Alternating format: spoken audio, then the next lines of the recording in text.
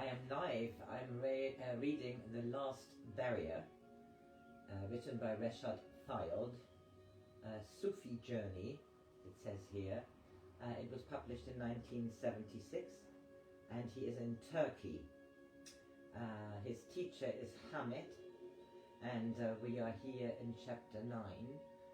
It's quite a long chapter, and I've already read the first part, and I continue. The dining room, built high out over the Bosphorus, was flooded with light from the early morning sun. It was filled with wonderful antiques, French furniture and sculpture, 18th century paintings on the walls. Outside, the Bosphorus swirled its way past the French windows, a hive of activity that morning. Tiny fishing boats drifted with the tide, the fishermen holding long lines of the sterns, children playing in the back eddies by the wall in the next garden, launching paper boats and splashing in the shallows.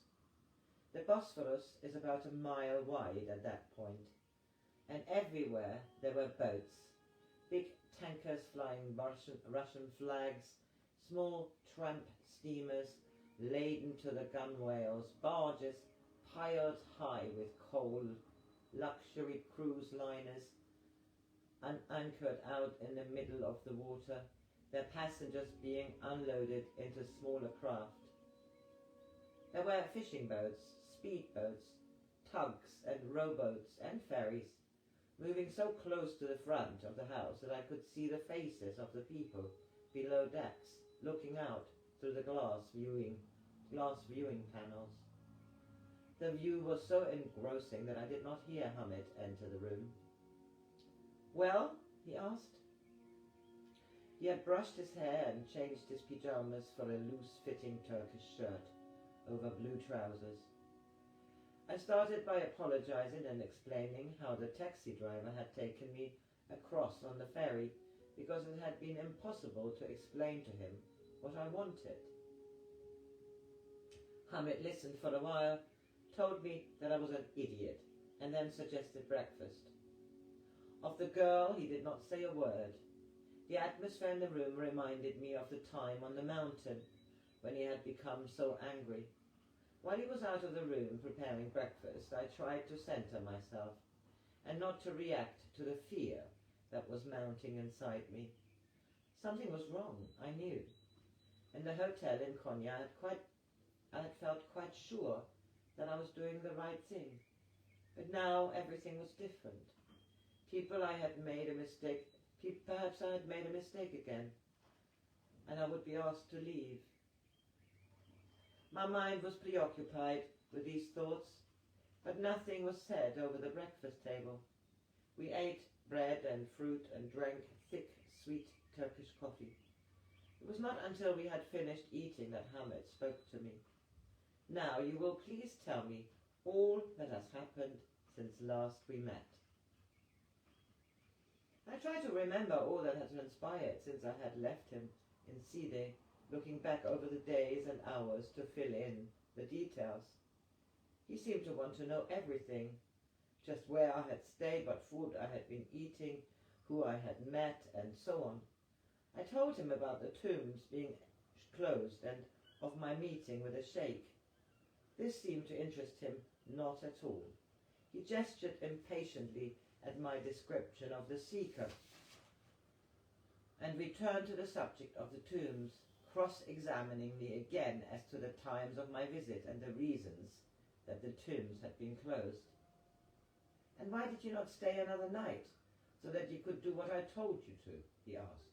"Do you think that I sent you all the way to Konya for nothing?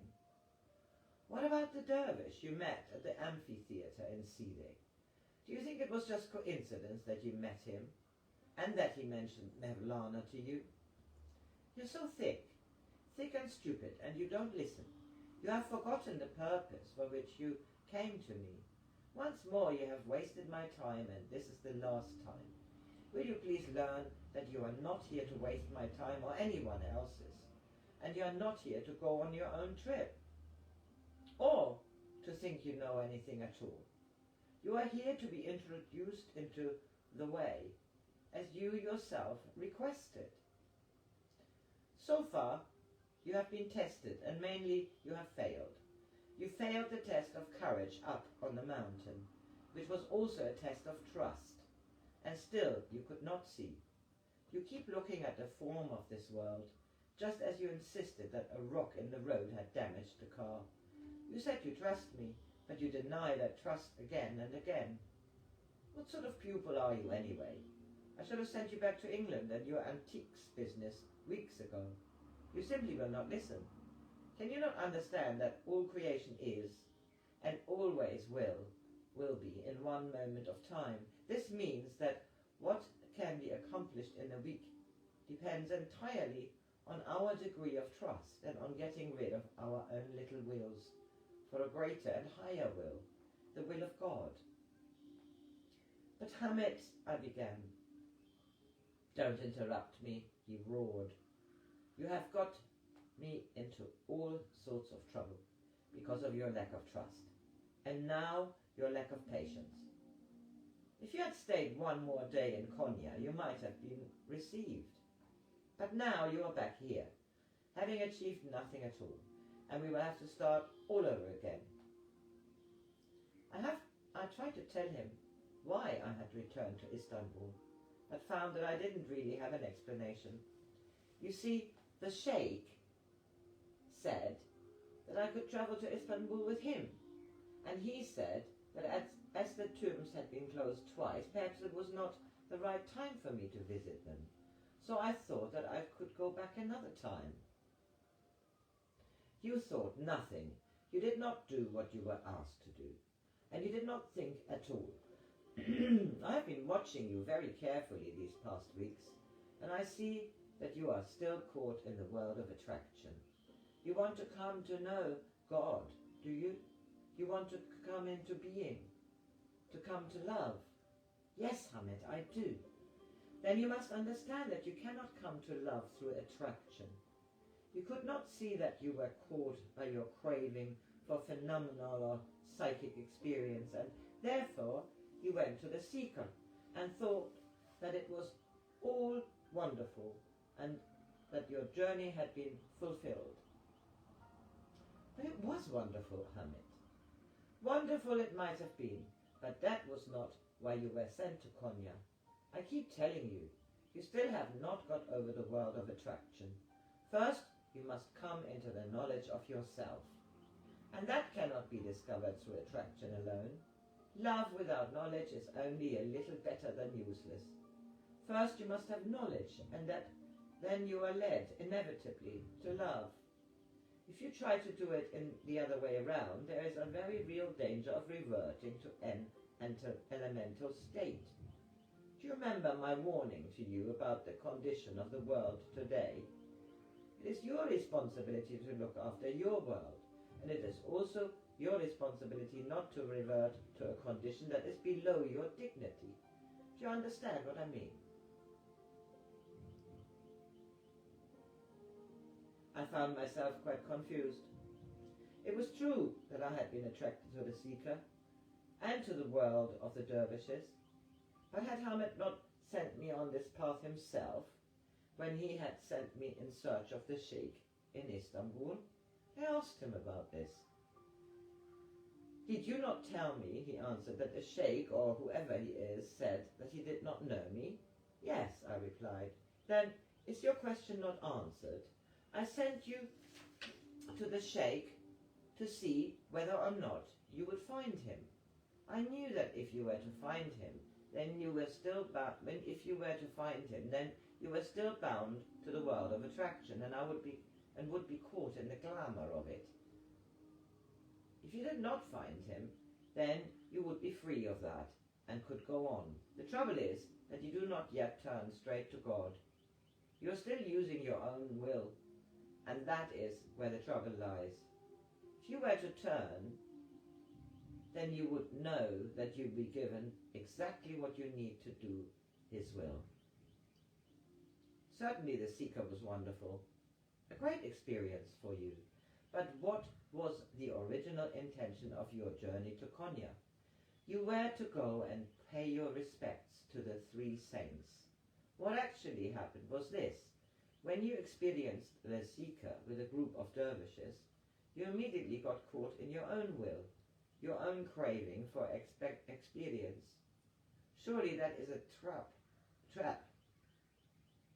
Instead of staying on in Konya until the tombs were open to you, you became caught by the idea of going to Istanbul with a sheikh, so that perhaps you would be allowed to do the seeker with him again. Is this not so? But if I have been given what I need, why are you so angry, Hamid? Ah, he said, wagging his index finger under my nose. Although in essence everything is perfect, down here in this world it is another matter. You could easily have passed the test if you had been sensible. As it is, you have wasted time, and waste, as I'm always telling you, is the only real sin. Everything follows from that. Now you must go away and learn a little about patience. I'm afraid that you can't stay in this house anyway. My cousin comes back from her trip today and the girl is here, as you know. You will have to go to a pension nearby and wait there. But Hamid, I protested, I can't afford to stay in a pension. I don't have very much money left. Then send for more, he said. You have money in England, or at least you have furniture or something. Sell it and pay your way. Everyone on this path must be self-supporting. Do you expect me to support you? Now, this is the address of the pension. He handed me a piece of paper. It is possible to walk there, but with your suitcase perhaps it would be better to take the bus. Cable for your money and go and wait in the pension until I send for you. How much money should I send for? How long will I be at the pension? I haven't the slightest idea, he replied, but I am not the judge, and it depends on many things. Now please go. I have work to do. Living in that pension on the Bosphorus with nothing to do, nowhere to go, not even books to read, I began to understand how totally impotent we are in this world until there is a real change in us. Day after day I would get up early, do the various practices that Hamid had taught me over the past year, and do some physical exercises to try to keep myself in shape. The pension, like the other house, was built right on the water's edge, but my room was a little hut in the back, overlooking the stone courtyard, where a huge Alsatian dog was chained to the wall. He was never freed, but each time someone knocked at the gate he would run the full length of his chain, barking and growling, only to be brought up just short of the person trying to come in. Then the owner would come down, pull the dog back, and the guest would enter. This scene was enacted many times each day, and although the chain did not quite reach to the door of my room, I had to edge my way along one side of the patio, since the dog behaved with me in the same way that he behaved to those entering from the street. After the practices in the morning, I would go to the main house and have breakfast. My money arrived from England about after a week, something the fact that I now had enough money for an almost indefinite period didn't lift my spirit. There was absolutely nothing to do, and no one in the pension spoke either English or French. Most of the residents went off to work early in the morning and returned just in time for the evening meal, which was served on the enclosed veranda. Dinner time was the best time of the day, for we would sit out and watch the boats, and when the weather was fine, see the sun go down. Most of the time it rained, though, and a cold wind blew in through the cracks in the windows. Day after day I sat there eating the meals that were put in front of me with little interest in the food. Sometimes I would sleep late out of sheer endless boredom. I could see that this was a test, but the point of the test had been forgotten, and if it had not been for the fear of what would happen, I would have chucked the whole thing then and there and gone back to England. Hamid was only a few minutes down the road, but the telephone never rang for me. There were no letters, no messages, absolutely nothing. In time, if you have to know what to do and know where to go and no one to talk to, there comes a moment when you realize that indeed you are completely useless. You might have believed that you had some mission or some inner voice to tell you that you were doing the right thing, or some preconceived notion of what it means to try to help your fellow men. But when you are left alone, under orders to simply wait for an indefinite period, you begin to realize that just how little you actually know. For the first few days, my mind raced round and round as I tried to go back over the events that had brought me to this point. For hours I would dwell on one particular aspect of the journey, trying to see if I could make sense out of it. I would try to figure out if I really trust Hamid, or whether I was fooling myself. At times I thought that I actually hated him. He was such an enigma, and although he had told me that I must surrender my will to God's will, it seemed that I had sacrificed my own free will to him, not to God. Now I was trapped with no will of my own. I was doing what I had been told. But now the question rose in my mind, did Hamid really know what he was doing? Perhaps, I thought, he is leading me astray. I had imagined that on this path I would be able to sort out some of my own problems and learn to live more easily. Quite the reverse had happened. If I had not had my peace of mind before coming to Turkey, I certainly had none now.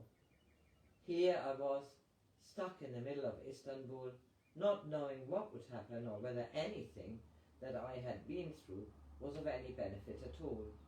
I did not know how long I was being asked to stay in the pension. It could be for months, perhaps even years. And this prospect led me to hours and days of despair again. I even began to fantasize about how I would kill myself, as I felt more and more useless. Then I got the flu. For a week I was too ill to get out of bed. The owner of the pension brought me soup and fruit, but I was almost too weak to raise my head, and I could scarcely swallow.